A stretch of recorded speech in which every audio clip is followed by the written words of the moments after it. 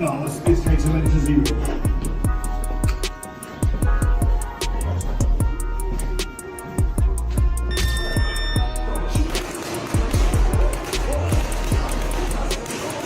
Get with a real boxer, real champion boxer. That to get mad with that was against Fury's Tommy Fury, but it wasn't that level, obviously. And all the size things you just rightfully pointed out. But he would have been in there with, you know, I mean, it seemed crazy. Gervonta Tank. Davis has left fans in awe with his dramatic transformation ahead of his highly anticipated bout with Jake Paul. Famous for his raw power and stocky build, Davis appears to have taken his conditioning to the next level. New footage from his training sessions reveals a noticeably bulked-up version of the fighter, sparking conversations across the boxing community. Many now believe Davis is intentionally building muscle to go toe-to-toe with Paul's size and physicality in the ring. We were yelling so much about him fighting someone, fight somebody your size. His next opponent is, by far, the most credentialed guy ever fought actively in his prime. There's one problem. He fights at 135 pounds. He fights at 135 pounds. As he gears up for his clash with Jake Paul, Gervonta Tank Davis seems to have transformed his training into an all-out assault on any physical limitations. His camp appears to be focused on blending intense strength routines, demanding sparring sessions, and rigorous conditioning to support a noticeable increase in muscle mass. Sources and recent footage suggest that Davis is incorporating more heavy resistance work, particularly compound movements, to pack on size in his core and upper body. At the same time, he's maintaining his trademark speed and agility with regular footwork drills. To prepare for Paul's physicality, Davis is reportedly sparring with larger, more imposing partners, some even comparable to heavyweights, helping him adjust to dealing with bigger, stronger opponents in the ring. Yeah, this Santa Cruz out here the best. Let it burn, baby, let it burn. Mind over matter, son, mind over matter. This is the blues on. Ain't nobody doing no shit like this. Come in the desert. Nigga trying to stay away from the desert. He come in the desert. When the night is cold. Light, camera, action. And fight. Light, action, cap. Come on, come on, work out. Dig down in there, dig down in there.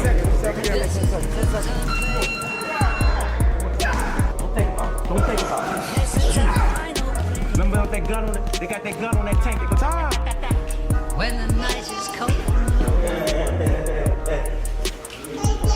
He ain't gonna keep you here late tonight. Good job. It's been hard being away from my daughter. You know, she actually here, she sleep. Just being away from her, it was a little touchy, but I know what I'm up against. You know, I know that I got pay-per-view. You know, I know I'm fighting a tough opponent, so really I know how to lock in. I know how to shy away from everything. I know how to, I know how to fool around.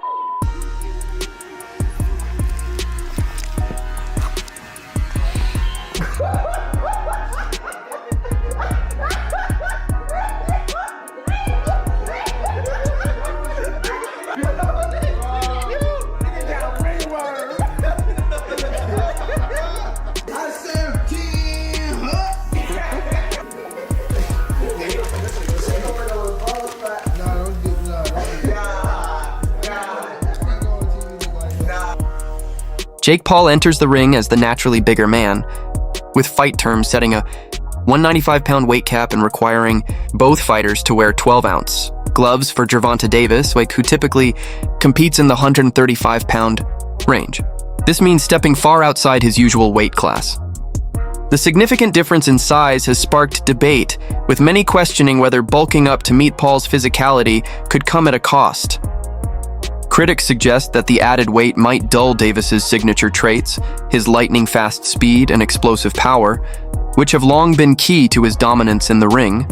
Jake Paul, Tank Davis fight got moved to Miami. I think Jake wins. Jake's just so big, dude. I think Jake wins. This is different because it's similar. Tank's fast, It's similar to Logan versus Mayweather, but But Jake Jake has better Paul. boxing. now, obviously, is way more advanced than where Logan was at that moment in time. I mean, Gervonta it's is just, fucking sick. I mean, yeah. No, but dude, You Jake, ever watch his highlights? Jake can He's crack, nasty, man. He's so sick. I He's love that guy, bro. Tank is not the guy that knows how to sell a fight. Tank cannot sell a fight in his own division. You have the Paul brothers and they come over to boxing. Their idea from day one is we don't have the skills or the experience. What we're gonna do is we'll take on the absolute best guys, but they're gonna spot us some pounds. Tank has one job to do, that it doesn't make any difference, that boxing is a real sport. My skills versus your skills, of which I am an abundance of and of which you have none of. Tank is telling anybody that will listen that there's a size problem. My skills and my experience in boxing, I do not have to wonder who's in the bar tonight. Any bar I go to, I rule the bar. No, it turns out that you don't. Just need some big guy to corner you, apparently. Boxing has never stood its ground. Boxing has never been able to explain why Floyd needed a half hour to get rid of a guy who's never boxed before. Tank Davis has already began this. When you choose a dum-dum, don't be surprised when he goes out and acts like a dum-dum. UFC President Dana White didn't hold back when weighing in on the potential clash between Jake Paul and Gervonta Davis. He downplayed the excitement surrounding the matchup, suggesting that true fan interest is minimal. However, White acknowledged that the fight could still serve a strategic purpose for Davis. With Davis facing a recent dip in public momentum and some offering controversies, the timing of Paul's offer could be seen as an opportunity, both financially and in terms of media visibility. White pointed out that while many question the legitimacy of the bout, it might be just what Davis needs to re-enter the spotlight and secure a big payday. From a stylistic standpoint, White believes Paul's physical advantages, particularly his height, reach, and raw strength, could allow him to dominate the smaller fighter. He predicted that Paul would use his frame to crowd Davis, lean on him in clinches, and disrupt his rhythm. While he respects Davis's technical skills and punching power, White argued that those strengths might not carry the same weight against a much larger opponent. In his view, this fight is less about boxing finesse and more about whether Davis can survive and adapt to the physical pressure that Paul is capable of applying. Is picking Jake Paul to beat Gervonta Davis. This is not a fight that I'm excited for at all. I would rather have Gervonta Davis fighting in a real boxing match against the likes of Lamont Roach, Shakur Stevenson, Keyshawn Davis, Emmanuel Navarrete, anybody that is in the 135-pound division and around. That's where I want to see Gervonta Davis fight. However, we live in a world where everybody is trying to do things as big as possible. And the biggest fights possible right now, unfortunately for the sport of boxing, is an exhibition fight between Jake Paul and Gervonta Davis. So, I do like it for this reason though.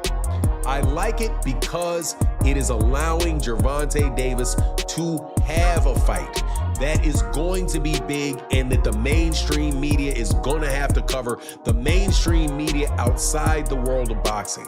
Gervonta Davis has been, without a doubt, blocked, having venues blocked, having fighters, having other promoters paying fighters away to go different directions from Gervonta Davis. So Gervonta Davis was in a bit of a hole. And he gets an opportunity to fight Jake Paul for $200 million or whatever. I don't mind it at all. As long as Gervonta Davis comes back to the world of boxing after he gets done with this, hey man, you got your money, no worries.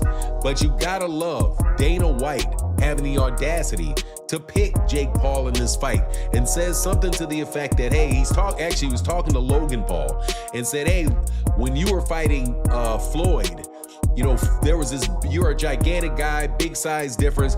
There was a time when Floyd Mayweather Jr. had an overhand right that landed flush on Jake Paul, on Logan Paul. Bare knuckle fighter and former UFC standout Mike Perry didn't mince words when discussing the rumored showdown between Gervonta Davis and Jake Paul. Perry openly criticized Davis for what he called a cash grab, accusing the former champion of prioritizing money and fame over meaningful competition.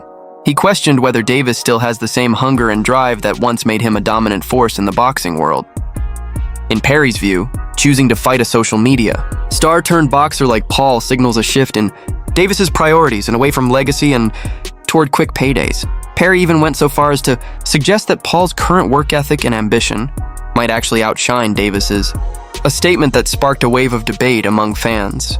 His remarks have reignited conversations about Davis's motivation and whether he's still fighting to prove something or just to cash in. Jake is big. Tank has a lot of skill, but I don't think he's the same Tank that we saw the most incredible knockouts. We saw him, Lamont Roach performed great.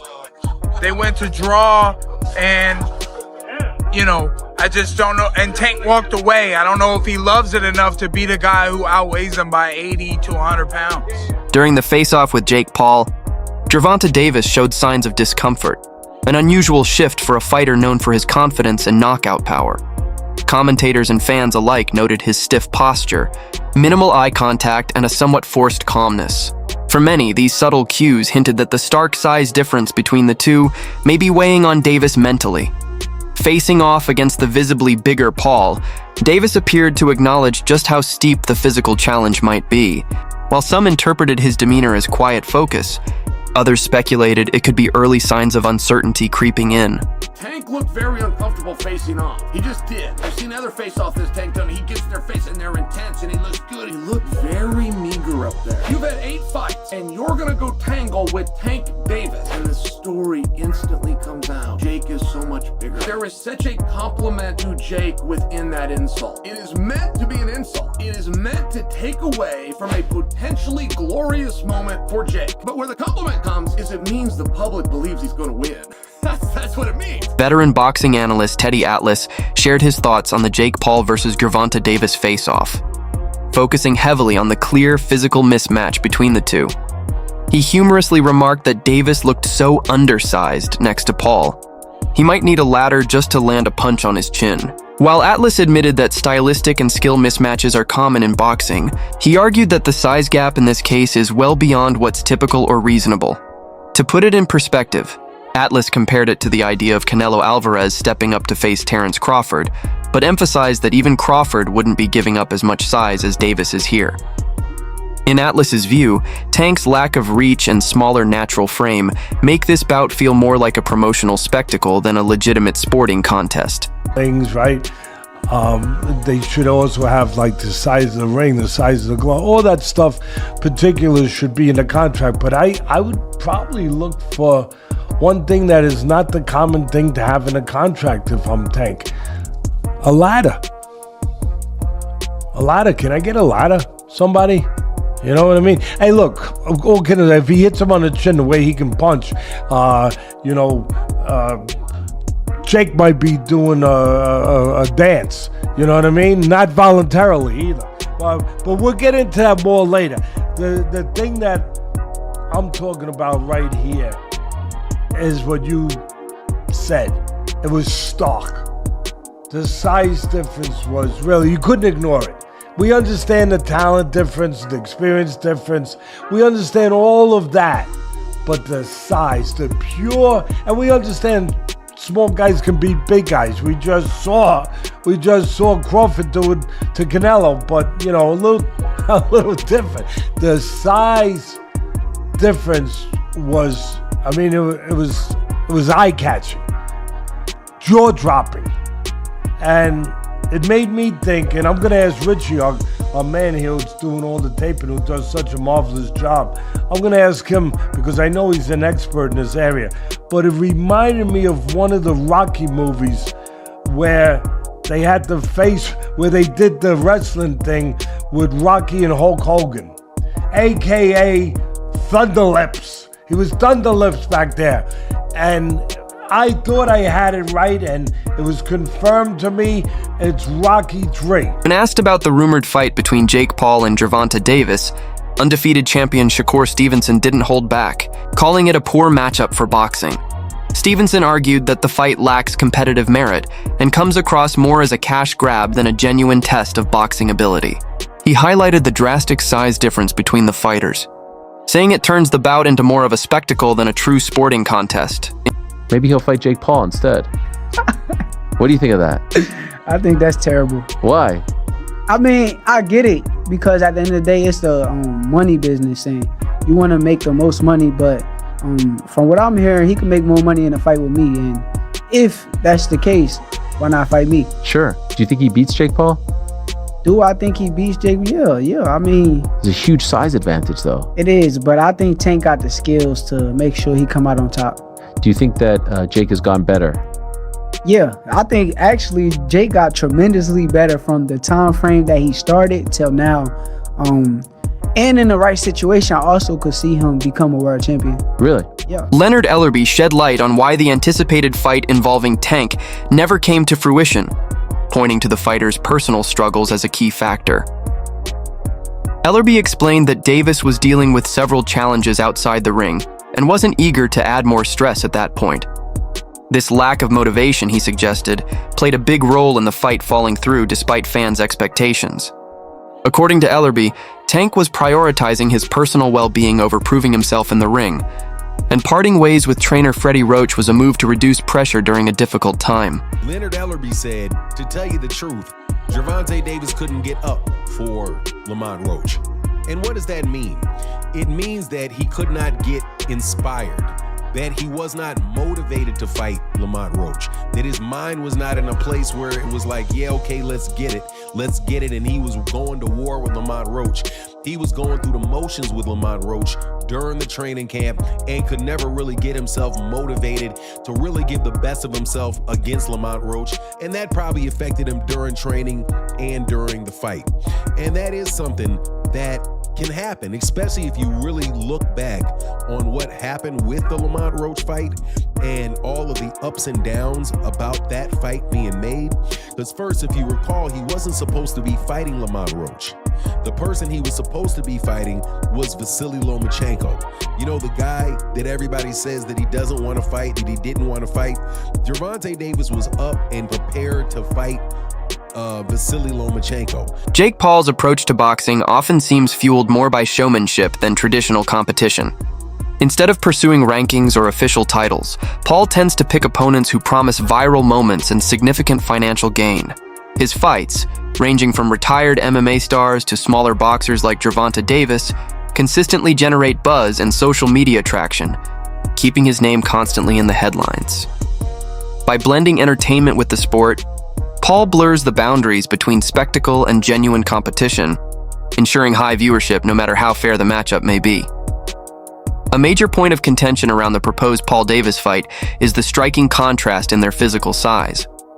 Paul, who has fought larger adversaries and naturally carries more weight, holds clear advantages in height, reach, and overall size. On the other hand, Davis stands at 5'5" and usually competes near the 130-pound mark, where his speed and punching power have earned him a reputation as a formidable force. Holy shit, Jake Paul versus Tank Davis is actually happening. What the is going on? I guess Tank is going broke because that's the only justifiable reason you ruin your legacy against a guy like Jake Paul. And yes, I do think Jake Paul is going to win. Tank Davis is a much better boxer and has crazy power, but he's 5'5", 130. That power is not going to carry over against someone who is 6'1", 210. And it's not like Jake is bad. Yes, his fights are boring. He says he's going to step in the ring and sleep his opponents, but the only people who end up sleeping are the audience.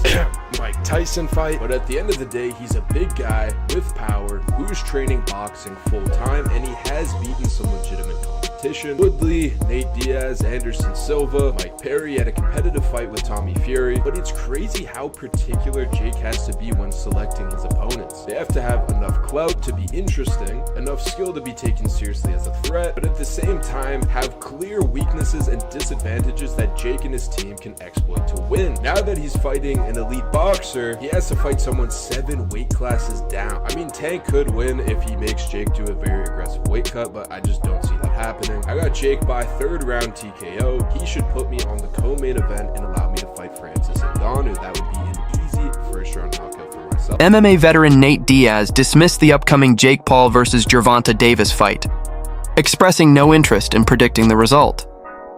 Diaz views the matchup not as a genuine sporting contest, but as a spectacle designed purely to generate pay-per-view revenue.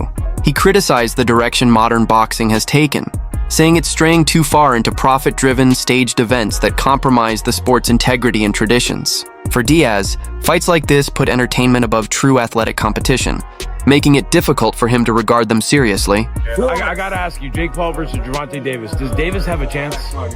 Fuck no. Gervonta is a great boxer, but he ain't gonna be Jake Paul. So you got Jake Paul by knockout, or?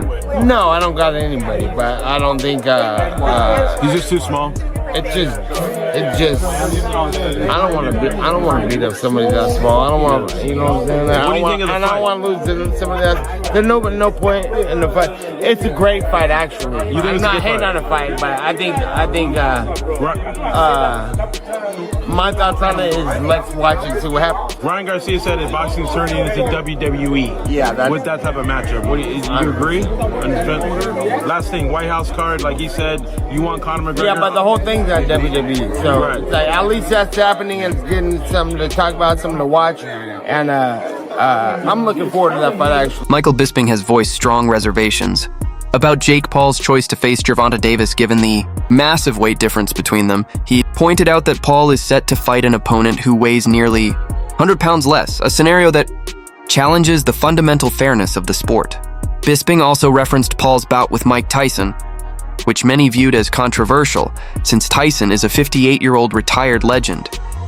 Fans and analysts have grown frustrated with the rise of such unconventional matchups, seeing them as a distraction from genuine competition.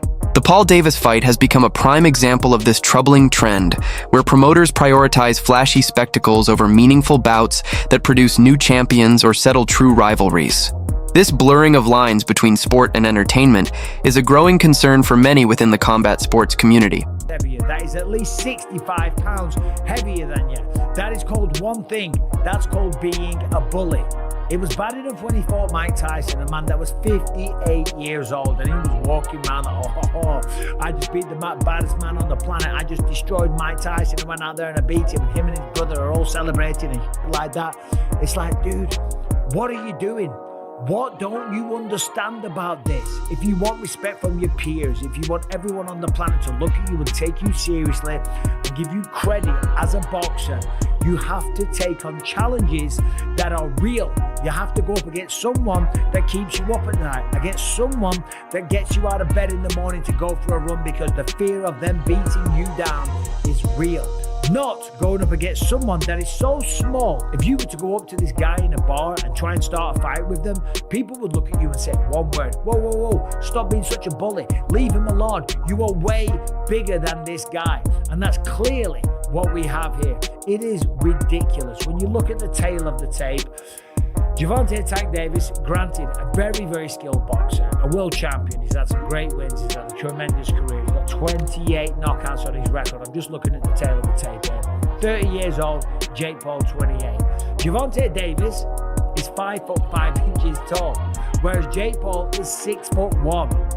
I would never dream on picking on a guy that is 5'5" inches tall. Granted, there's some tough guys out there that are 5'5" inches, okay? They're smaller guys, you know, but for 5'5", they'll pack a good punch. Typically, they're mixed martial artists or boxers, yeah. Do you view this fight as a thrilling crossover spectacle? Or is it just another publicity stunt that risks damaging boxing's reputation?